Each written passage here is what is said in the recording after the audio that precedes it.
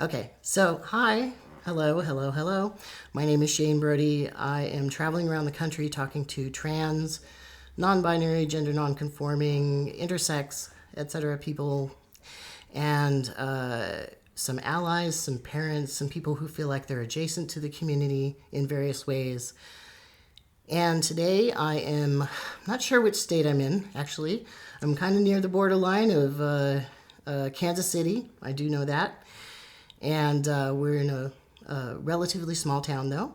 And I have a couple of guests, and they're going to introduce themselves in the way that they feel comfortable.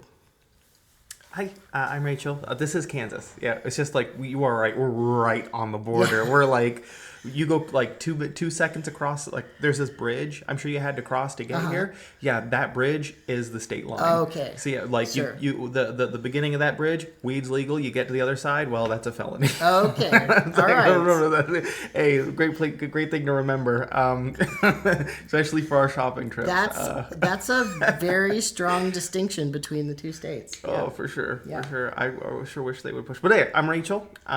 Rachel Mary Stout, and I am, sorry, you wanted to go? Let's see. Co-founder of the Kansas Trans Guard, former host on the Special Interest podcast, and current co-host on the Strange and Wonderful podcast. Okay, and I'll put links to those. Yeah. And how about you? And I am Tay Joss. I'm this one's partner, and I help her out with our various projects. All right, great. So, speaking of Kansas Trans Guard, I saw you a post. I think it was on Twitter and then also maybe Facebook. I'm not on a lot of social media. In fact, I really try to pull back from being on social media much because it kind of irritates me, and I kind of want to live in real time. It's not good. It's not good for your mental health. I can attest. Yeah, I can feel it. I can feel it agitating me, so I pull back from it.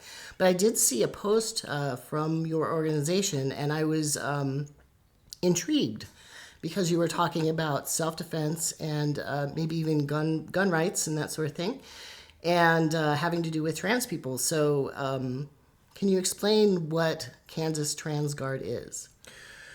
Well, I want to say that we're definitely very big on gun rights. Well, yeah, for sure. It's just specifically, especially right now in the current times. But before, it was just about helping trans people get the resources they need.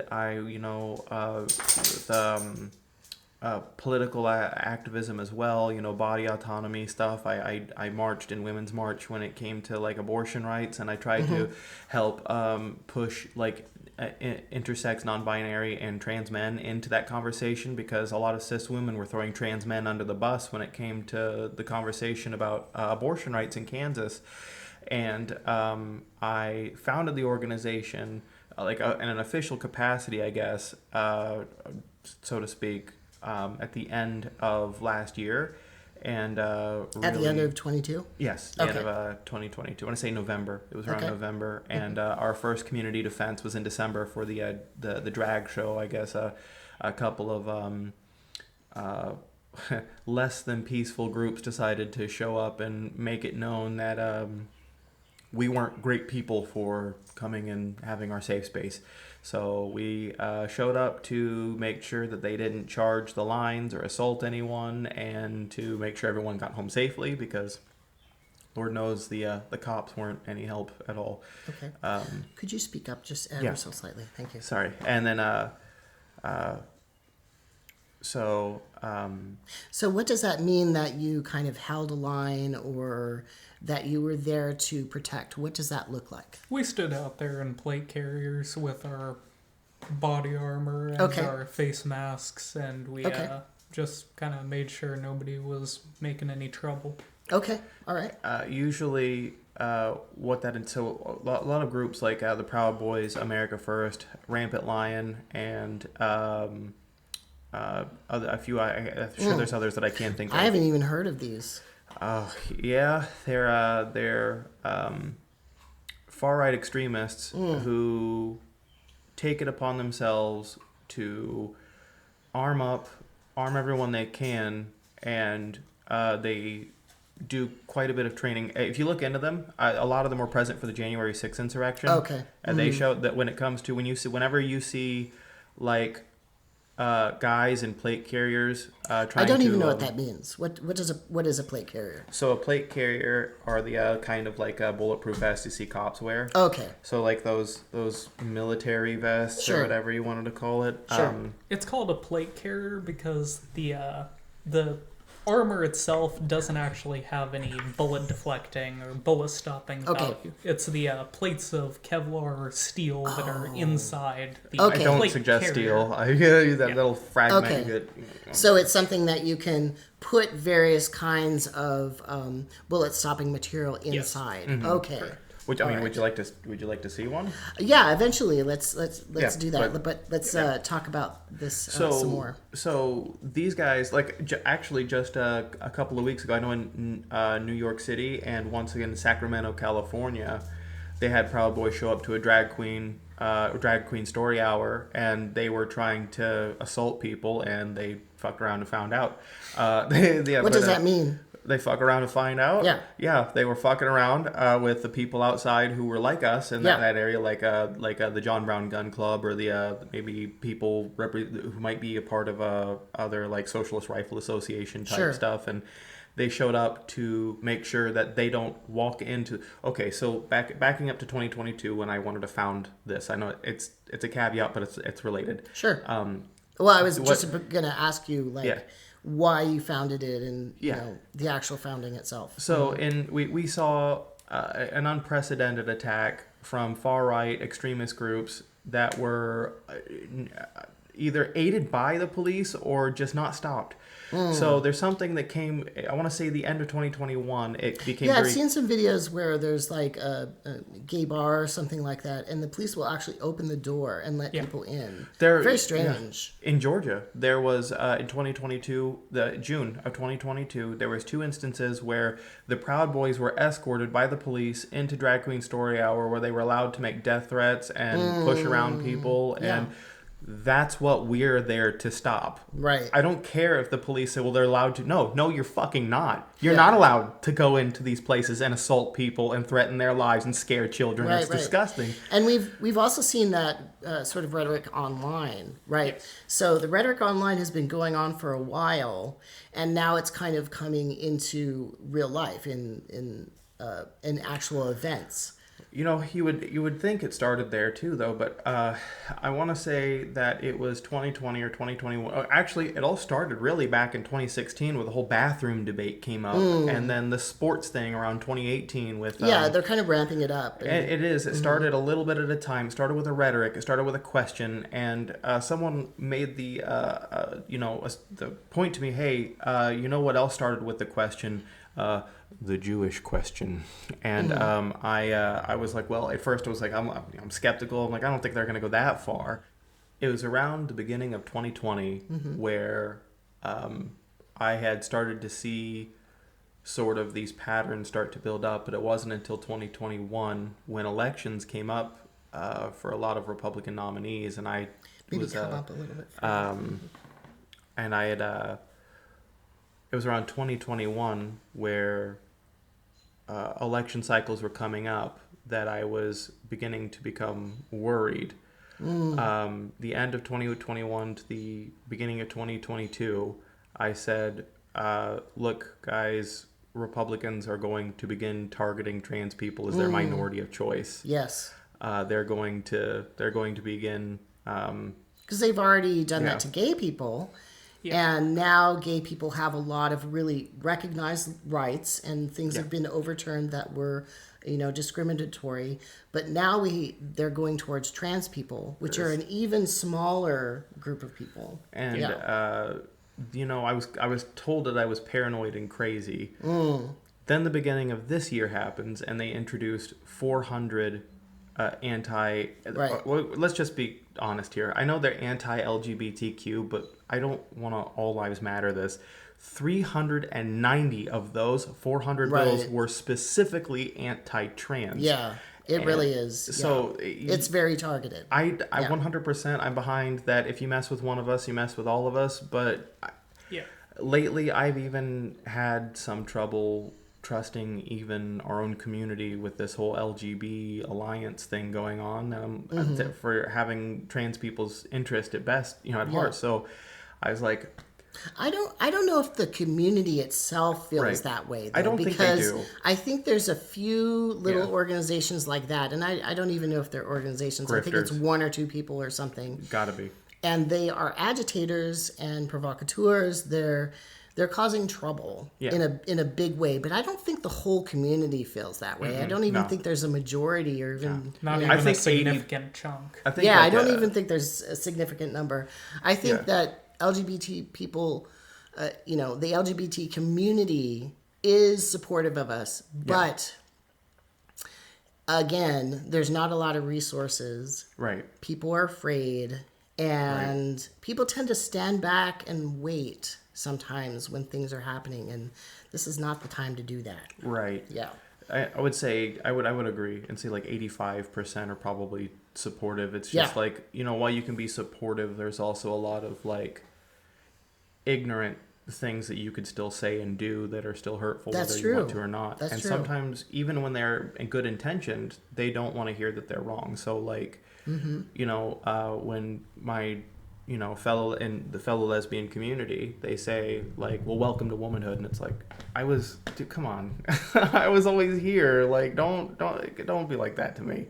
And who is somebody to be your gatekeeper? Right, exactly. It's like, well, I it didn't mean sounds anything by nice, it. but it isn't nice. I'm like, I know you didn't mean anything by it, but like, I'm not really willing to die on the hill of microaggressions. I just point them out when I can. Well, they can add up. They do. Kind of like they do. Kind of like the pronoun issue. People think that that's very superficial, but if you have that problem every day, if you're encountering that, it really does add up to a lot of stress. Yeah. No, for sure. I mean, it's like the whole. I think with that. Oh, what was it? That one comedy special, The Closer. Dave Chappelle. Yeah, Dave Chappelle's whole controversy, and they were like, well, these jokes seem innocent, and it's like, well, you also don't hear these jokes every day. They're novel to you because you've never heard them before, but like we hear them all the time. Yeah, so. and it contributes to this culture of like hatred towards trans people. It really does. And I used to love Dave Chappelle. I thought his comedy was really edgy, but also there was like a funny spirited like kindness to it, and he was really brilliant. But now I just feel like he's really bitter. Well, that's just about every trans folk. Like you look at Graham Lennon, J.K. Rowling, Tim Pool, like these kinds of people will give their entire lives up to maintain their hatred for trans people and double down and double down and double down and double down. But it becomes a grift at some point. Like it becomes their career. Ollie London and Blair White, Right. Exactly. Especially money. that Oli person. Yeah. They're just moving on to the next thing. No, for sure. They had merch lines and all kinds of stuff, and now this is their main thing that they're doing. And a book, lunchboxes, Buck Angel, shirts. Buck Angel, same thing. Oh my god. Yeah, him. Oh, pick me's just. But going to the founding of the KTG, I noticed that in the wake of these protests, I want to say in the beginning in the middle of 2022, where I was really nervous about the overturning re-elections. Yes. And everyone was calling me crazy, and now everything I said was going to come true came true. By the end of 2022, I was like, look, guys, we've had escort people, firebombing coffee shops that have held drag queen story hours. We've had. I didn't hear about that. Yeah, there was a guy overnight. I think it was identified as some member of the Proud Boys had firebombed Yeah. whatever, Yeah. Oh, Patriot Front. That's another Okay. that's another group I was thinking of. Traveling around, I see some stickers of those every once in a while, like in little waysides and stuff. I'll see like PF. I'm like, what is Patriot that? Front. Yeah. Those guys. That's how they mark cars that they want to be vandalized. Oh, really? Oh, I didn't know that. No, just putting that on Yeah, there. right. Is like Okay. any decent person walking by should kick the tire. Okay. Yeah, Okay. well, no, Sorry. yeah, for sure, something like that. Yeah, no, I agree. Those guys sure do love their freedom of speech, especially when it comes to putting their arm up at a 45-degree angle. But hey, whatever. Well, and also a lot of this has been kind of mainstreamed in a way, because even like Smith and Wesson, like this gun maker that has been around forever. That's pretty mainstream. They even have the Clinton warning on the muzzle. They gave into that. So they had a recent ad with Proud Boy, supposedly a Proud Boy, holding one of their rifles, and that is so frightening to me that a major corporation would be mainstreaming this crap. It's a really, really, really, really blatant dog whistle. Well, like you could not get. It's like a thin, because the PB with the same exact logo. Yes. What they said was no. It's called Precision Brand. No, not Proud Boy. Precision Brand. Same colors, like the yellow and the black. Same font. Same olive branch wreaths on the side. Same everything. You know what you're doing, dude. Yeah. We see it. It's not a dog whistle either. It's like you have a megaphone. Yeah. And we have just the most recently, we've seen a whole neo-Nazi group show up in front of a drag show screaming "There will be blood." That sort of stuff happened in the middle of last year. We don't have police protecting us. No. Democrats in their suits aren't marching down and standing there with shields and protecting us. They're saying, "How dare you!" Like that's going to save us. In fact, for the majority of our community, I would say probably the police are not friendly towards us. No. Yeah. To say the least. Statistically speaking, especially in Kansas City, they do not take trans assaults seriously. Right. I did not come to this conclusion that I needed to pick up a gun overnight. Right. I was raised with them, and there was a time in 2016, 2019, if you had come to me and said, "Well, hey, you got $600. Do you want to buy an assault rifle?" I'd have been like, "No, nobody needs those." 2020 rolled around, and I was attacked in September when I was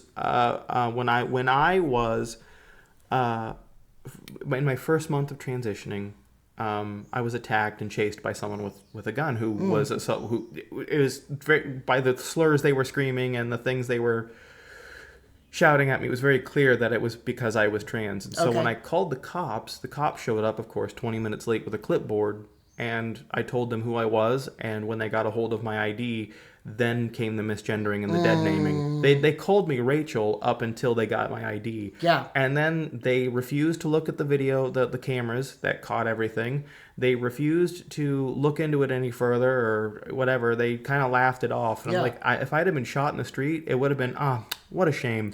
Well, there's two issues that come up here, right? Yeah. There's that the police show up after the fact, right? After something has happened. Yeah. Mm-hmm.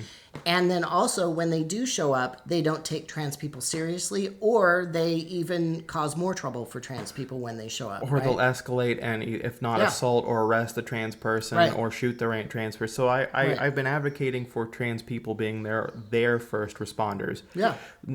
It's not just about the gun. All right, please learn, stop the bleed, run the blade, stop the bleed. If you don't want to own a gun, you are far more effective with a med kit that can save someone's life than you would ever be with a gun. Right. What do you think about other things like, different kinds of sprays or martial arts? Those are also very effective. People, I noticed down in Texas, some people were had on their keychains various little things like little bars that are completely legal and that lots of people carry. They're like little flashlight if you kind want of to things. reach that on my couch there on the top Flash, right there. little flashlights and pens. People call this EDC or everyday carry. Okay. Yeah, and all these things that we're talking about are completely legal, and they are available to all Americans. Sometimes localities have some different,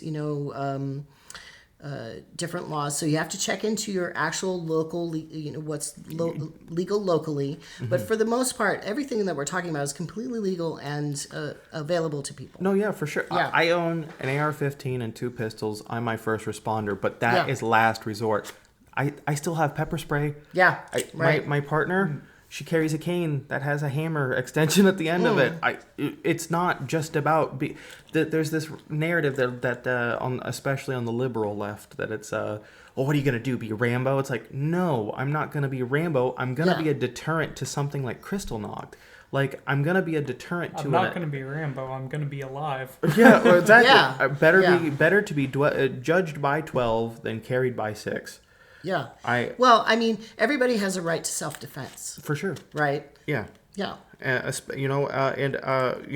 was inspired by the Black Panthers as well. When the police were targeting them and not helping them, they needed someone to stand up and be that line between the KKK firebombing their neighborhoods and living. Well, we have enough martyrs. We need survivors. We need people to. We need I want to see elder trans live in the next 30 years. I'm tired of this perpetuation of genocide and the mentality behind it being like, well, if it happens, it happens. Lay down and die. Treating firearms as though they were simply a part of reactionary politics.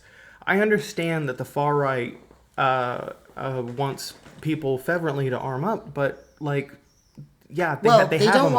don't necessarily want people to arm up if they are trans or if they're gay. That's it. Well, that's it. I guess I'm stuck on the debate that when I start talking about the guns, people don't want to hear about what they do and how effective they can be. What they want to know is why I have them. You know what I mean? Yeah. Because the first question everyone goes up is, why do you need it? It's okay. Well, you could just say for self-defense. Yeah. Just like every American, has the right. Yeah. Right. And there is a threat. Yeah. Because there are these neo-Nazi groups out there. Yeah. So I was thinking that we could talk about different kinds of self-defense and like what you would, recommend. You know? For sure. So if you do decide to go with just something like a taser or pepper spray, be very wary with different kinds of tasers, because people definitely put 10,000 volts and it doesn't even reach up to maybe like 800. I don't even know how a taser works. Can you maybe explain that? I mean, it depends on which kind you get. There's the touch and shock, or there's the actual. I guess those have prongs on them, don't they? Yeah, well, they have to. There's touch and they're both called tasers or stun guns, but there's two varieties. The names are kind of used interchangeably, but there's the kind that's just like basically a small cattle prod, where it's got 2 contacts and a switch to activate. Gotcha. Switch to activate, and it just shocks people. And the other type is basically that, but it can get people from a distance, because there's a propeller, like spring. I don't know if it's spring or a wire on a spring. Yeah. I've seen that, I don't know, on TV shows or something like that. What is the difference between those two? Is there a name difference? Is there a legality difference? When it comes to contact handheld, the mini cattle prod sort of ones, you can find them in Walmart even. I know you could find pepper spray gel in Walmart. The difference is mainly the price and availability. It also depends on your state, because there are some states that will not let you have the ranged variant. The ranged like the police type. Yeah, you always have to check with your locality to make sure that things are legal. 100%. Yeah, because we don't want to promote stuff that's illegal in your area, but you have to take your own responsibility for that, and laws are constantly changing. Also, in a place like where I'm from, people tend to wear really big, thick coats. Yeah. So I'm thinking something like what you're talking about, a taser, is not going to work as well. Right. Because you can't have contact. Right. Yeah. So the next I would go to, I guess, also depends on your state. I know here in Kansas, it's very dubious if you're walking around with the cane that has. Do you want to show them that again? Yeah. The cane that has a hammer handle, and I guess I think when it comes to large groups, it's illegal to have them if they're not like medically prescribed. But in other states, that's not the case. You can walk around with a katana on your back if you wanted. I think like in Indiana, where my hometown is, it was illegal to carry around a knife with longer than 6 inches out in public. Oh yeah, that's another issue. You have to, if you do have a pocket knife, for instance, you have to measure and make sure that the blade part, the actual part that's sharpened, I believe, is within a certain limit, and that is something that is concealed. I'm not sure about belt knives though, ones that are open carried. I'm not, like I said, it depends on the state. Well, I know I think there is a ban even on certain knives. I think butterfly knives in California, New York City, I think. Yeah. I'm not, maybe even New Jersey, but. Those are the ones that just kind of flip open. Yeah. Canada is very strict on stuff like that. Balisong style knives. Yeah. When it comes to pepper spray, though, be careful with that as well. Pepper spray is great, but pepper gel, capsaicin based. So it's all going to be like capsaicin based, at least to my knowledge. That's why they call it pepper spray. Yeah.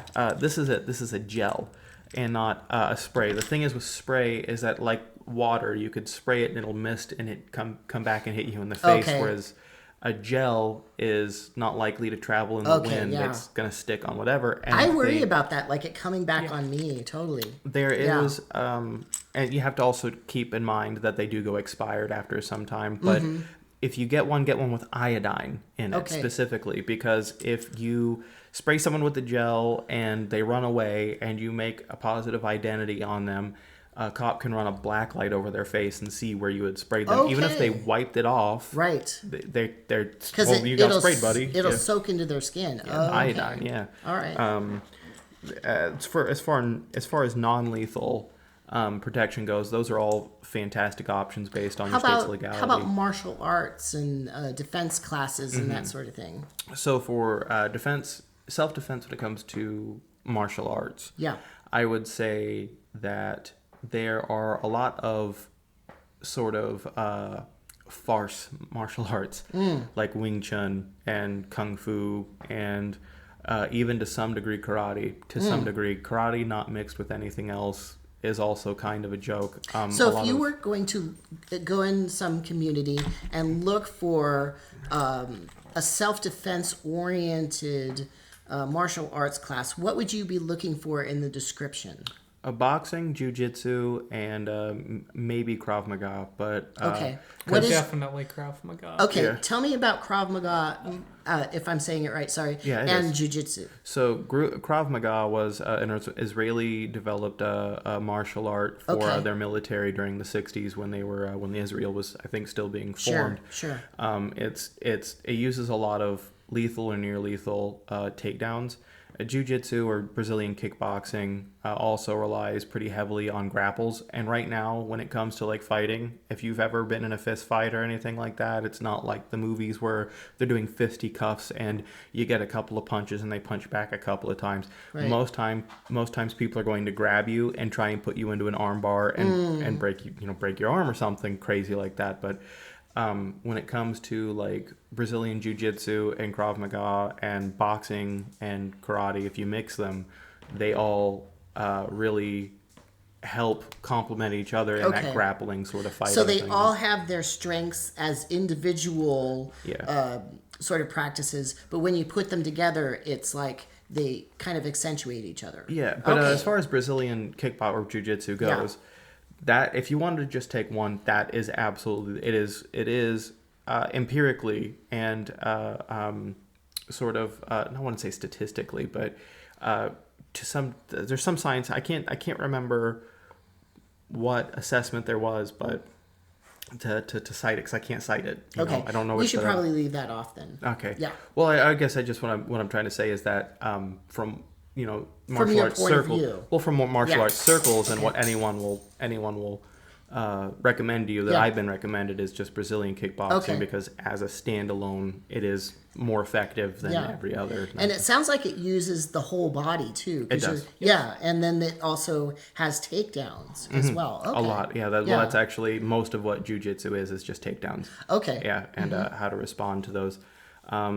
I guess maybe taekwondo to an extent, I guess. Yeah. But I would say like Brazilian kickboxing and maybe traditional boxing or karate, I guess, to mix if you were going to get a martial art of some kind. But you could find Brazilian kickboxing and jiu-jitsu like anywhere. Yeah, there's like 2 or 3 here on the way over. I have seen signs for them. Yeah. And what do you think about that? As somebody who's maybe a little bit smaller, in fact. I would rather use... Could you come up a little bit? I would rather use something that's going to keep people at a distance, because I am undeniably rather, how do you put it, frail. Yeah, you're petite, I would say. Slender. Yeah, slender. And, yeah.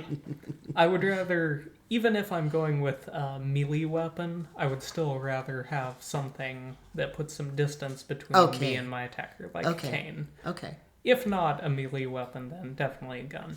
Well, I don't know what a melee weapon is. What is that? Anything that is not a ranged projectile. Okay. So anything like from a sword, club, club. or Okay. one of those little keychain defense weapons. Okay, yeah. Those seem very popular with trans women and cis women, those sort of keychain kind of things. And I think that's great because it's something you can always carry with you, on your body, which is great. And they're totally legal too. Actually, the cane thing is kind of interesting because that harkens back to like Victorian times. There was actually some martial arts around that, around using a cane, because gentlemen, often had canes with them. Yeah. Almost everybody had one. Right. It was part of like how you went out in the world, It was considered like an accessory, like we would consider a watch. Yeah, or a hat or whatever. Yeah. Cane swords too. Yeah. Because dueling, as much as it was illegal, there was still what was it? What's it called? Not instances, but insistence that they continued with them. I mean, I think a tradition of chivalry. All the way to the late Victorian age. I think there was the art of dueling was just finally dying out in the late 1890s, the early 1910s. It's funny because you can still get cane swords. Oh yeah. Those probably are not legal though, I would imagine. But depends on the state. Depends on the state. Yeah. Because they are hidden and they're usually a little bit long. So you do have to be careful about that. Once again, you have to check with your locality. And all those records are online too. You can access that online. It's not like you have to go to the police department and ask them specifically. Although that never hurts. That never hurts. Okay. It's I think we're lucky here in Kansas and Missouri because it's kind of the Wild West out here when it comes to laws on guns and concealed carry for like knives and things like that. You don't have to have a permit to conceal carry or to Is it constitutional carry? Yeah, it's constant. The only laws, as far as I know, in Kansas, more or less, like that, are literally just about ninja stars. Okay. Yeah. And that's just anything that's or throwing symmetrical. daggers too. Yeah. Like needles or cards or whatever. But other than that, and a couple of like archaic terms for things, Yeah. there's nothing that's necessarily banned in Kansas. Okay. But also, I haven't read the laws in a while, so Okay, It yeah. 100%. Yeah, you got to keep up on that. Especially, it seems like gun laws keep changing Very much so. recently. Actually, at the beginning of this year, which I was sort of happy to hear, very happy to hear actually, it shouldn't have ever been a thing, that Missouri will not, like, if you have, it used to be before this year, the January of this year, if you had a medical marijuana card, you could not own a gun. Oh my goodness. Well, now this year that's changed. Now you good. can. Yeah, you can own a gun and have and smoke because of the recreational. You can smoke pot and own a gun all you want. Yeah. I mean, and people who drink beer, maybe not at the same time as shooting, but there are people who drink beer and then they also own guns, Yeah. So, just thinking about guns now, since we've kind of covered some other kinds of self-defense, what would you suggest for just being like street awareness. Street awareness. Yeah. Lock your doors at stoplights. Okay, that's one thing. Yeah, totally. Or just lock your doors. Period. I mean, you already got automatically locking doors. Usually, most modern cars anyway. But if you want to talk about, if this is for I'm only going to be talking specifically to trans folks here. Yeah. Don't go out. If you can go out with a buddy, please go out with a buddy. Yeah. Especially if your state's hostile towards us. Yeah. Go out in pairs. I would say, just for myself, I would say, because I see a lot of young women, just in general, trans or cis, with their phones out, walking at night. And I'm scared for them, actually, because they're not looking around them.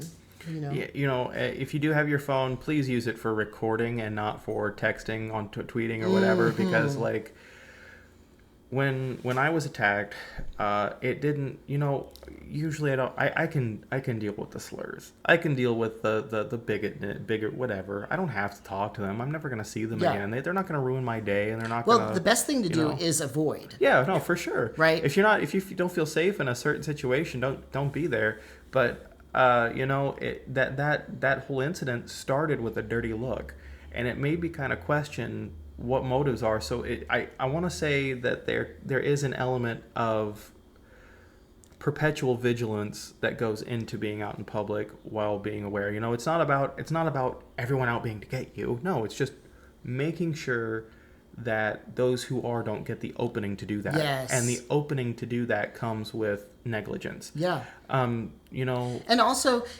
developing the confidence in your skills to also take care of yourself is really important. Mm-hmm. Being vigilant, being, aware of your surroundings, and then also having the skill to take care of yourself. And if you have someone to report to, for sure, you need to, if you're going out, tell someone where you're going. Don't let someone else take you to another location unless you know for sure where that's at. Safety calls. If you just met someone, obviously don't get in a car with them and let them take you somewhere. Don't let them be your ride, Right. And I got, just to bring that up, going to parties, even if they're queer and trans-oriented parties, there's still those drugs that people use, Rohypnol, date rape drugs that they will give people. I've been to a party a couple years ago where a couple people were dosed like that, and they did not know what happened after they left. They have to. There's a paper. There's almost like a litmus paper you can get to test it. There's also nail polish you can get to put your finger in your drink and make sure there's nothing. And just keep track of your drink. Mm-hmm. Don't let people buy you drinks. I mean, it sounds great, but just don't do it. Right. Yeah. Or at least let them, bring them to you. If they're going to buy you a drink, let the bartender do it first, make it in front of you and then hand it to you. Right. Because someone, oh, hey, I got you a drink. It's like, dude, where did you get that from? Right. Right. It just takes a couple seconds to do that. Yeah. Yeah. Don't be smart. The main thing is just don't trust anybody you don't know. Yeah. Right. Well, yeah. You can be friendly, but, trust has to be earned. You can be friendly, you can be nice, you can be polite, you can be respectful, but, be healthy in your boundaries. Yeah. Be healthy in your boundaries, set them, and, don't be afraid to tell people no, or I'm not comfortable with that. And it's not like you have to treat everybody as a potential enemy or something like that. Right. You just have to take your own safety seriously first. Right. For sure. Sure. As for just going out in public, I'm someone that doesn't leave any spot without my EDC. As a trans person... And what is EDC again? Everyday carry. Okay. My Taurus G3 9mm. I don't go anywhere without it. And it's not because I think everyone's out to get me.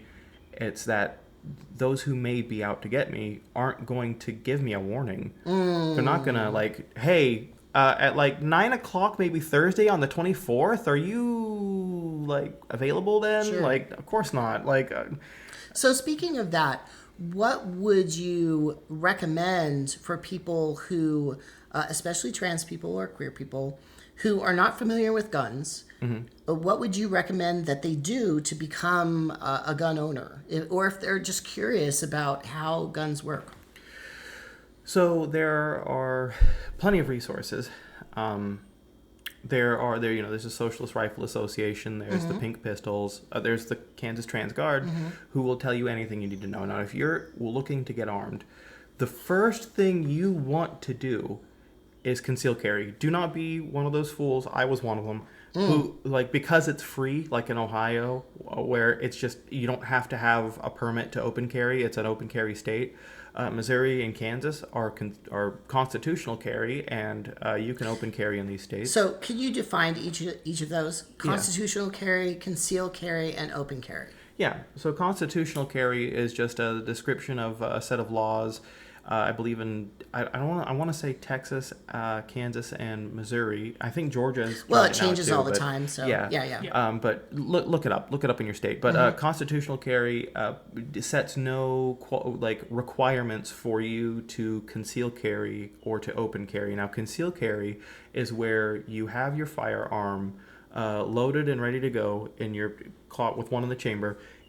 Somewhere where it's not immediately visible, like say under your jacket or under a shirt, your belt, your waistline, or for me it's in my purse. I've got a special purse that I have that is specifically made for concealed carrying.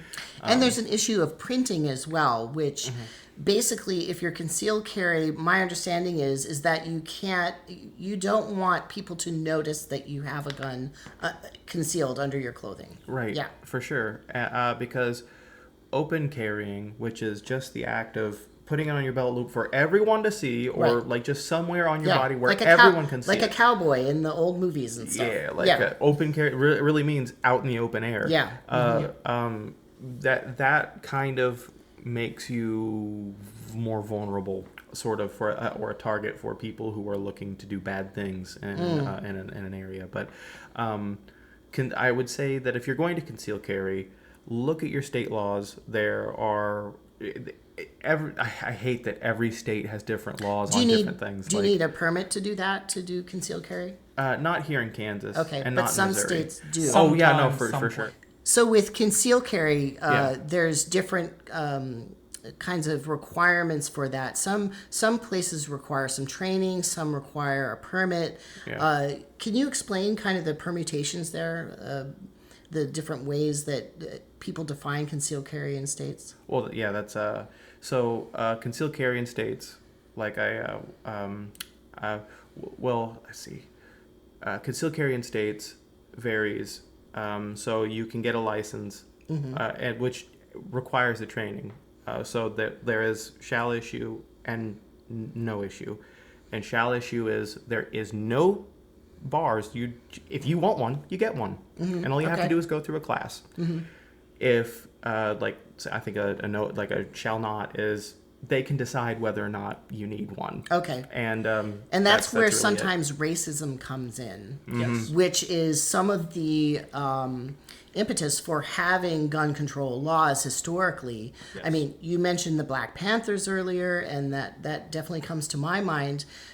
When they were arming up to protect their communities, to defend their communities, Reagan, who was then the governor of California, decided to start with this gun control, right?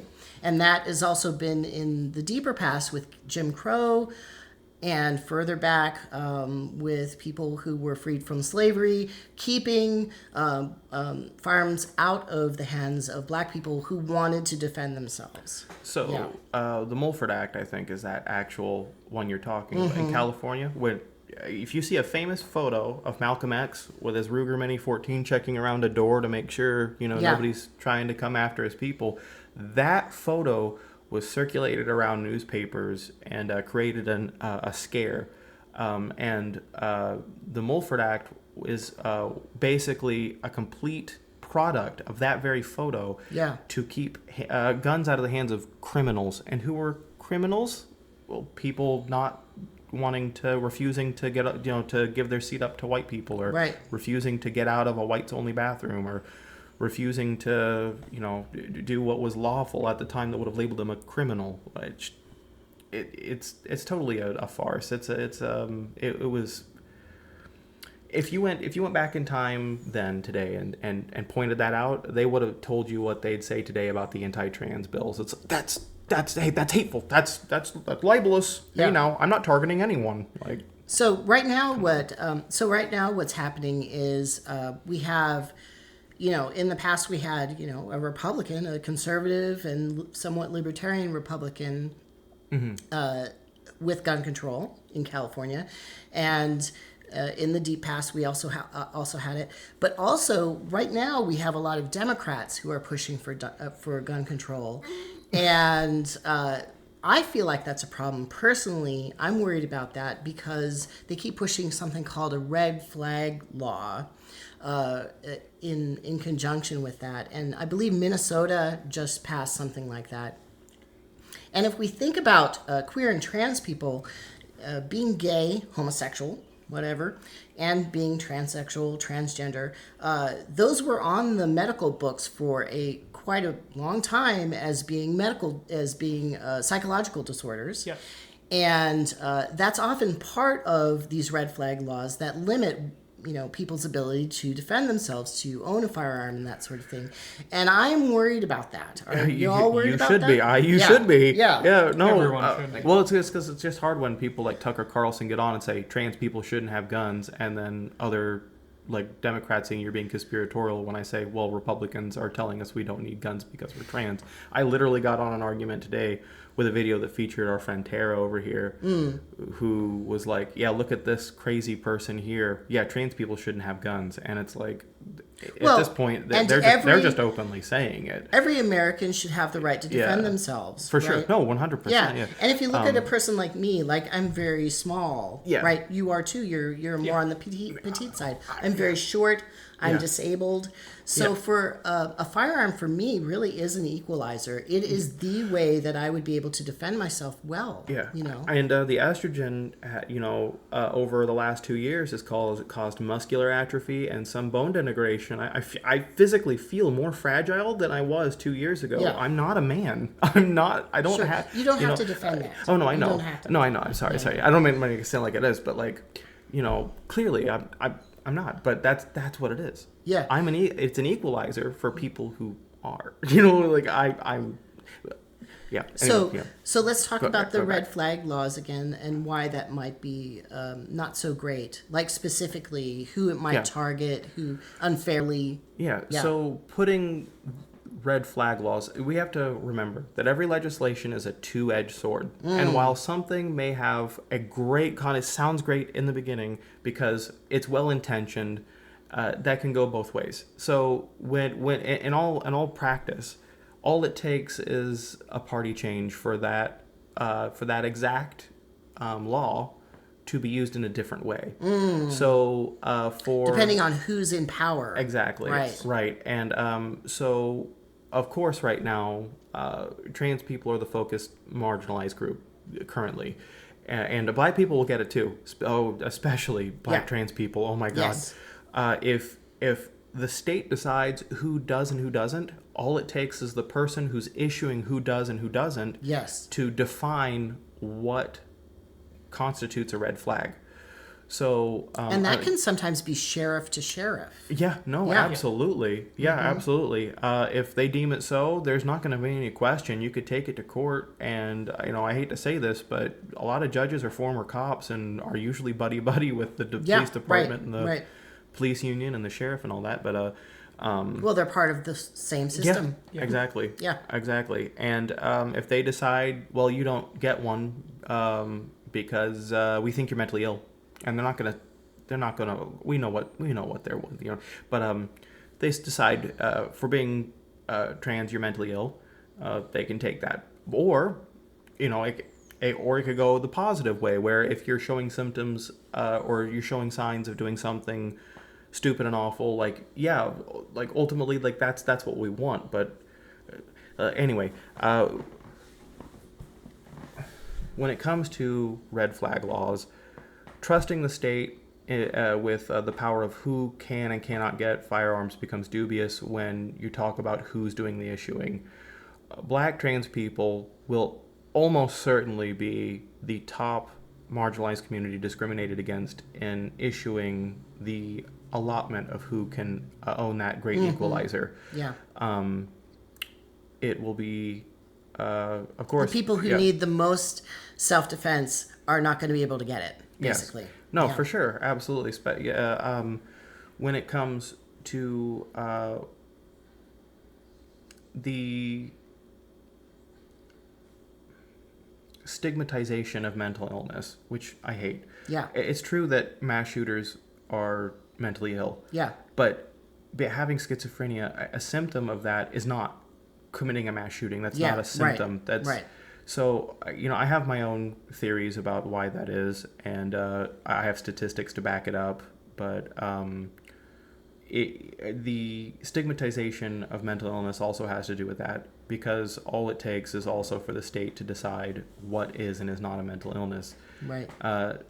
Gender dysphoria was at one point described as a mental illness. So was homosexuality. You actually could not be called a homosexual unless you didn't have, you had the diagnosis of having homosexuality.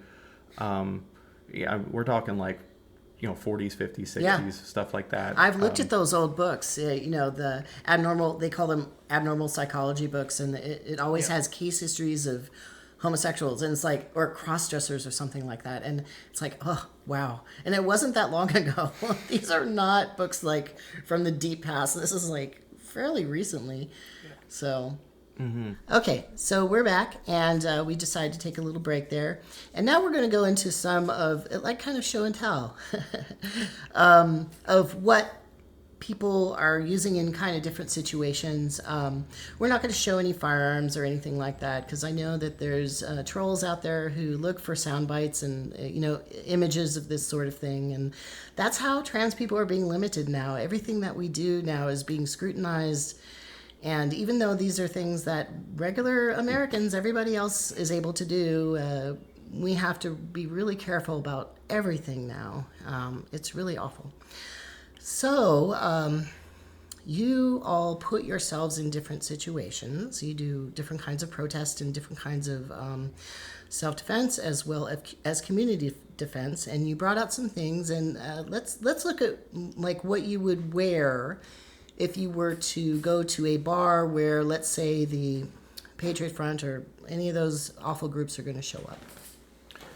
So, if we get a call, it's one thing when you go to a drag show when maybe like some people with signs are there, some angry boomers or whatever, then we typically don't try to go as hard, right? Right, because counter protest is fine. Yeah. Right. I mean, I welcome that. If for sure. Show up, I'll yell back at you. Yeah, no, yeah, absolutely.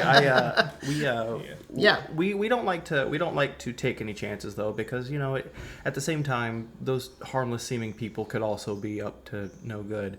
But when we have like drag performances, and there are protesters there who are particularly known to be a problem, like Rampant Lion or Patriot Front or Proud Boys, and they've proved themselves to be dangerous people. So yeah.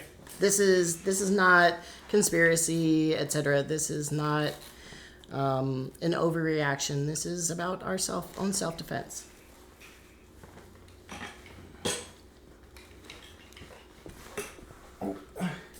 We show up wearing something like this. Right. Something like this with our arms. And we just stand there, and we tell everyone where the front door is, where the show is, where it's safe to, hey, the line's over there. If there's any problem at all, someone's harassing you, touching you, whatever, get us. We'll hold off till the police come or something. So you're not there to instigate anything. Mm-mm. You're just there to protect people. Absolutely. It's community defense is defense. Right. Yeah. So. This is it's defense equipment. So we come there for defense and purely. So it's a helmet and then a vest. And what you were mentioning earlier, what kind of vest this is? Yes, this is a plate carrier. A plate carrier vest. Yes. Okay. You can usually there's like you can get porcelain or Kevlar, or sometimes they make some kind of fancy soft body armor you could put in there, but never plates. We were talking off camera that in some places these are actually becoming illegal now. Like I think New York and California, I think are two where they are definitely illegal. I'm check your state. Yeah. Always. Everything I'm saying here, Everything. check your state. Everything. Even down to like a little pocket knife. Even like something like a Swiss Army knife. If they measure it and it's 1 millimeter over their limit, they will actually prosecute you for that stuff. Yeah. I've known people that's happened to. Yeah. But we're not excited or eager to armor up like that. Oh no, absolutely not. It's despite the stature and usually our speech, we're usually shaking in the boots. It's nerve wracking. Yeah. Because the right is very well organized, unfortunately. I mean, they really are. They train quite a bit. Yeah. And they recruit people who are usually have that training, like veterans and ex-police and things like that too, who might share those views. Right. But some people you can definitely bet that they're not. Even in some empathetic cases, like should they be there? No, it's bad, but. Some people are there because they genuinely think that what they're doing is right. And even when we're defending, we still talk to people. Yeah. We want to show them that we as trans people, we're just human. We're not we're not these weird alien demon things out to get your kids or whatever. Like, we're just people. We I like Magic the Gathering and watching old movies. That's I'm not here to do anything evil. we're just trying to have a good time, fam. Calm down. Yeah. Yeah, we show us. So sometimes you'll see us out there in the plate carriers and helmets with our firearms as well, and that's just to make sure everyone goes home safe. Because everyone, including the other side, even they might be wrong, but they're still people. Yeah, just to keep the peace, and it's for self-defense. And now in a different kind of situation where it's maybe not a drag show or where Patriot Front is showing up, maybe let's say Planned Parenthood. You were mentioning that you do kind of this intersectional protection and advocacy and activism, and so you will sometimes go to Planned Parenthood. What kind of things would you show up at something like that? So usually when it comes to Planned Parenthood, it's boomers in church groups who are angry about abortion, and we're not there to. We don't even show up with our firearms most of the time. We go there with megaphones maybe to make fart noises and joke and sorry about that. That's okay. Usually they'll use chalk to make really nasty messages, and so I'll follow behind them and spray it off, or sometimes change their messages to something funny. So this is like a garden sprayer for water. Yes. Yeah, and there is 100% just water. Just water, and we don't spray anyone with it because that can be considered a battery or assault. Right. So don't. Right. So it's not to spray anyone. It's not to spray anything other than water, and it's just for like chalk messages, because sometimes people will put hateful messages onto sidewalks around Planned Parenthood, and they just wash them off. Tit for tat. There you go. Yeah, and then also, I thought we'd talk about some of the, like if you're going out to a range, which I would suggest, going with a club. Like you mentioned a couple of clubs earlier, John Brown Club, and those are all around the U.S., also the Socialist Rifle Association. There's Armed Equality, the Pink Pistols. A really good starter place actually is also Operation Blazing Sword. And that has nothing to do with shooting, actually. It's just getting you familiar with what a firearm is. So it's very introductory. You don't even go out to the range. You just learn about what is a firearm and what would you use with it, like safety equipment and that sort of thing. And we have a couple of things over here, if you could bring them over. The ear protection. Ear protection and the... Yep. So if you're going to go out to a range with an instructor of some sort, you'll definitely want ear protection. And, it's fairly robust, so to protect your ears, because firearms are pretty loud.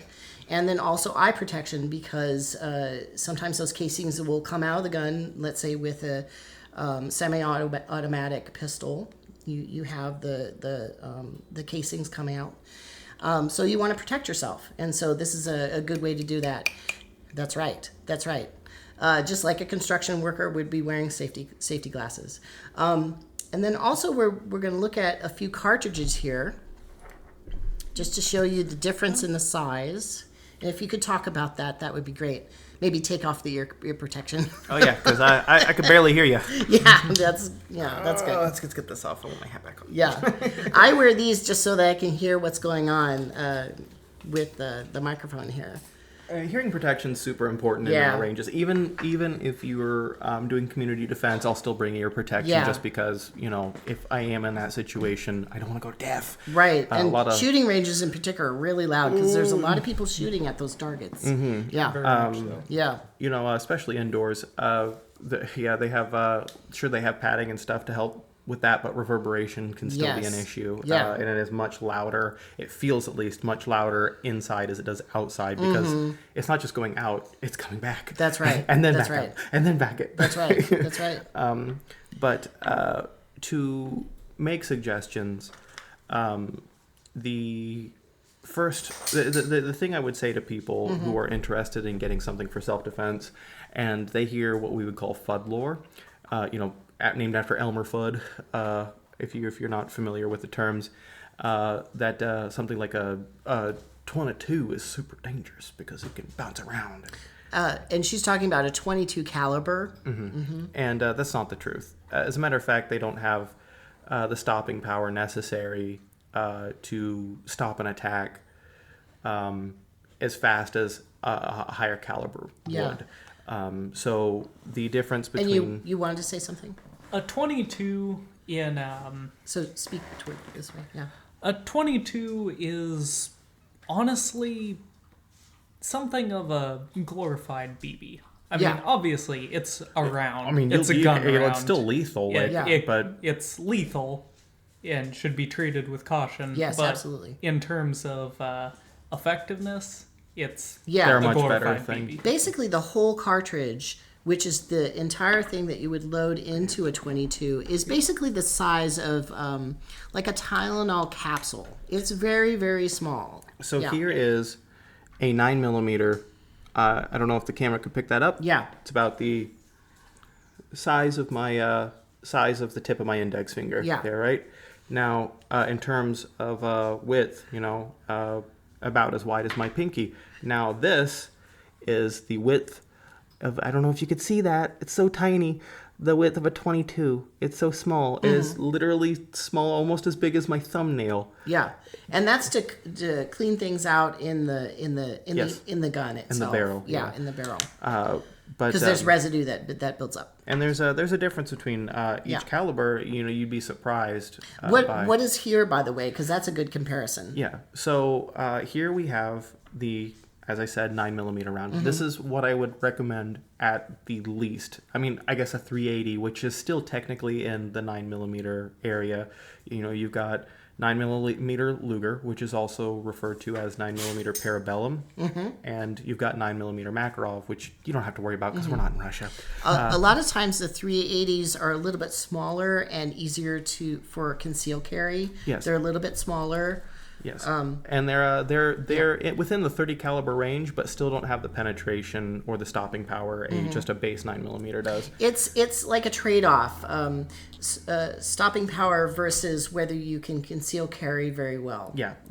So some people like to go with something big like a 1911, which is what you would see in a lot of like World War II or Army movies and stuff. That requires a lot of experience though, because those are a difficult firearm to handle. To a degree. Yes. So if you're just beginning, that's not what you want to get. Well, I would definitely familiarize myself if you wanted to get to that point. But when it comes to 45, you're right. Yeah. If that's the first one you're shooting, the first gun I ever shot was a 357, and it hurt my wrists. Right. And I was kind of scared to come back. Right. You don't want to stop. You don't want to start with something that is a big caliber, that is heavy, because it could scare you away from it. Start with something small. And if you live in a place like I live, like Alaska, which has a lot of wildlife everywhere, and if you're going to go camping, you're going to want to train up to a bigger caliber. It's just how it is. Yeah. You see this? This is the cleaner for a 45 caliber, and this is the cleaner for a 22. Now, if you can if you can use my hat as contrast there. Yeah. The Anyway, the size difference 22 is huge. really, really small. The It's like a Q-tip. The caliber difference there, the width there is also like almost twice the size. Yeah. But when it comes to 45 and 9mm, both of them perform similarly with trade-offs. So when it comes to 45s, they don't have the same velocity, but Right. they have far more stopping power. Also, not nearly as much penetration. It's more lead, basically, so it goes slower. Right. Yeah. Heavier, way heavier. Heavier. So if it's heavier, then it's going to have a hard time traveling. It's the closer to a brick you're throwing, the more like a brick it will fly. So when it comes to 9mm, yes, it has the velocity and the penetration, but not as much stopping power as, say, a 45. Yeah. It's the most popular caliber right now is the 9mm. The police use it for a reason. The military even uses it at least they did, for a reason. And sometimes if there's shortages, that's the one that runs out the quickest. Yes. oh yeah, no, for sure. I found out that during COVID, people who had the need for kind of more esoteric, let's say, strange calibers, that are less popular, were actually finding that they could buy ammo during that time, versus every Joe or Jane out there who has a 9mm. They were stuck out because they couldn't find any. Yeah. And of course, the guy who shoots, 22 Jackal or whatever, couldn't find the ammo anyways, because they don't really make that. Right. Something with so I was going to say same thing with like something as sort of obscure as like 300 Blackout or I don't know, like 6.5. I don't know. Something like that. I don't know. But, there are shops that specialize in the less popular calibers, which is cool because a lot of people have guns that are vintage and that sort of thing, Anyway. As far as pistol rounds go, the stopping power is indeed everything. Because it's first off, it's the last line of defense. I want to put this out before going any further. Sure. When I said earlier that it's better to be judged by 12 than carried by 6, I really mean that they will try to judge you with 12.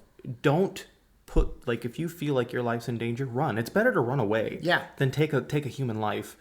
The only time they would ever, consider that it's legally justified is if there is genuinely nothing you could have done further. Right. Unless you're it depends on state by state. So you have stand your ground laws in like Missouri and Texas and Kansas, where if they're coming into a space where you don't have any duty to retreat, but they're still going to count that against you. That sure, that's a law, but did you really need to shoot him? Yeah. Even if your self-defense is completely justified, you will be in courtrooms for years, and it can completely ruin your life. But if you need that for self-defense, it is the last line of self-defense, and it's appropriate to use that if you feel like somebody is going to kill you. If you're defending your life, we have the right to do that in this country.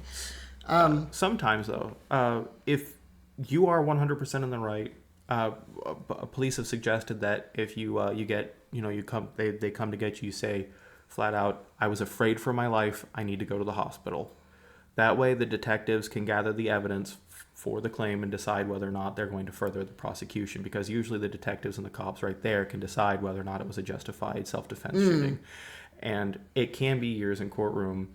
And I would say, sometimes it does take upwards of like 2 or 3 years of legal battles, and it's expensive. But that's if you don't make sure, absolutely sure, that this is the necessary option to take a human life. Yeah. And there's, like we were saying earlier, there's lots of steps before then as well.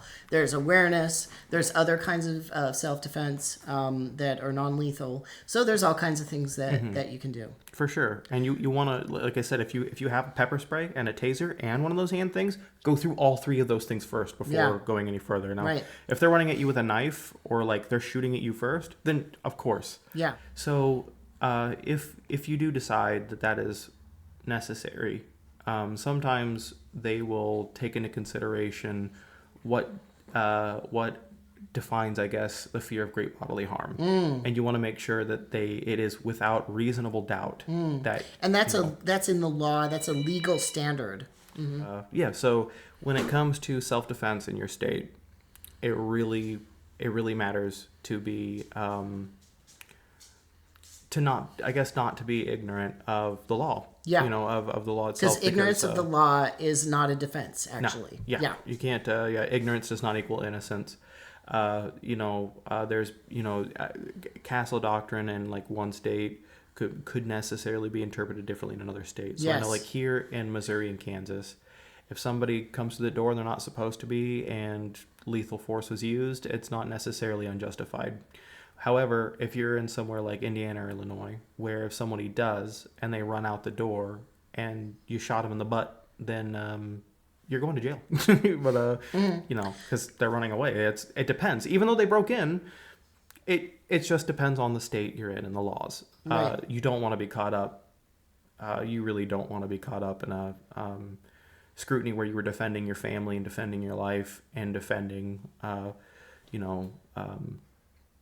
loved one or a friend, and be labeled as a murder or anything like that. Yeah. And, like we keep saying, the laws are really different, not only state to state. Like we can think of California or New York, which are probably a lot stricter. They're so strict, in fact, that the firearms companies actually make firearms that are legal in those states because their laws are so strict compared to other states like Missouri or Kansas.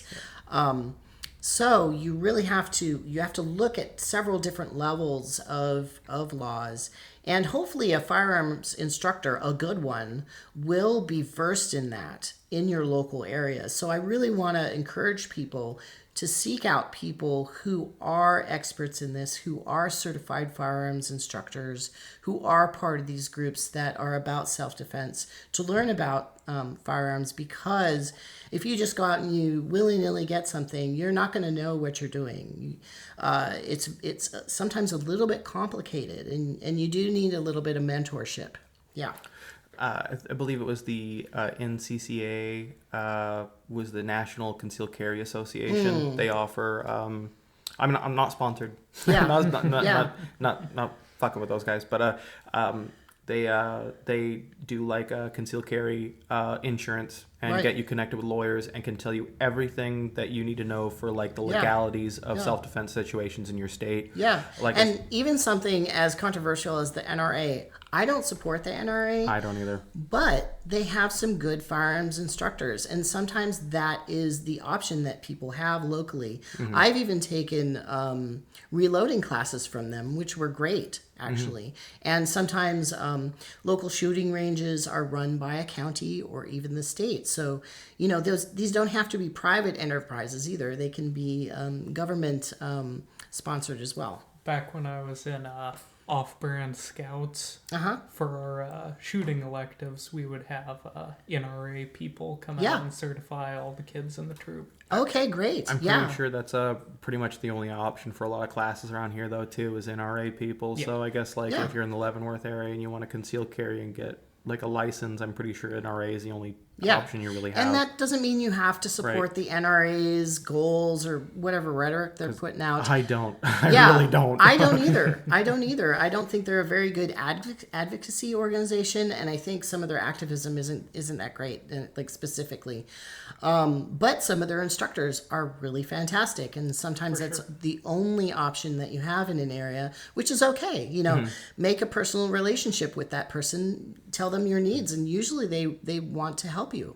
I think that's the consequence, though, of monopoly too. Like, it's not an organization you like, but it's kind of the only one, the only option you have. Yeah, in some places that is the case, which is okay. But, you can also seek out these other ones that we're talking about that have to do with the LGBT community and the trans community specifically, like Kansas TransGuard. Yes. And I think that's a good place to end the interview. Is there anything else about this that you'd like to say? Just an ending comment? Yeah, sure. For us, I want to leave that the importance for self-defense and firearm and technology knowledge and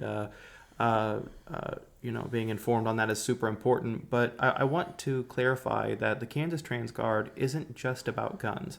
Although lately that's defense has had to have been our main priority because of the current political climate. Right, and you have people actually coming to your events wanting to cause harm to people. So, yes, and yeah. that's where we're at right now. But if it wasn't like this, I'm focused on clothes, HRT support, food security, housing security. I have clothing donations. We don't just do guns, guys. Right. We do other stuff too. Yeah. So basically, mutual aid. Oh, for sure. Various kinds in your community. That's great. That's great. So it sounds like you're doing a lot of work. Right. Busting butt. Yeah. Yeah. For sure. And would you like to say anything as closing kind of closing remark? Honestly, can't really think of anything Okay. other than stay safe out there. Yeah, It's a stay crazy safe. fucking world. Yeah, that's a good comment. And, thank you for being here, both of you. One of my guests is going to be pixelated at their request, but thank you for being so open. It takes a lot of courage to do that, to be open and talking about these issues right now, especially with our horrible national rhetoric around trans people and our own self-defense. You'd think that wouldn't be the case, especially with conservatives who are concerned with their own self-defense Very much so. and the Second Amendment. You should be applauding us for being concerned about our own self-defense as Americans. We have that right. I do want to go to say that you don't, when it comes to community defense or networking, if you don't feel comfortable being armed, you don't have to be. Don't have to. Help with food. Right. Despite the climate, you are loved, you are cared about, and your community loves and cares about you. Right. I don't. These aren't just like other American. Trans siblings. These are my siblings. These are Right. people I will die for, that I will defend, that I will feed, that I will clothe if just given the chance. And there are plenty of other people like me that are willing to do that. And if you can't find I've always been told, if you can't find that kind of person, be that kind of person. Right. And people can have different roles in a community too. Like some people can offer legal aid, emotional support. They can give money. I mean, money in a capitalistic system, that is the basic thing, right? Absolutely. The grease that makes the gears go. That's right. That's right. You could fund a group like this, or find another group. Or make one of your own. Yeah, I mean, make we're one of not your own. more than maybe a dozen people, to be perfectly honest, in our local area. But that's because we couldn't find one. Like it just goes back to say, if you can't find it, be it. That's right. That's right. I think that's a good place to end. All right. Thank you so much. Thank you again. Thank you. And thank you so much for being so sweet with my dog. Yeah. It's so great because this person's energy on the end here matches my dog, and they were just communing. It was lovely. I loved it. All right. Bye, y'all. Bye. Next, I'm going to Iowa, Des Moines, Iowa. And I'm going to interview a bunch of people, and I'm looking forward to it. All right. See you later.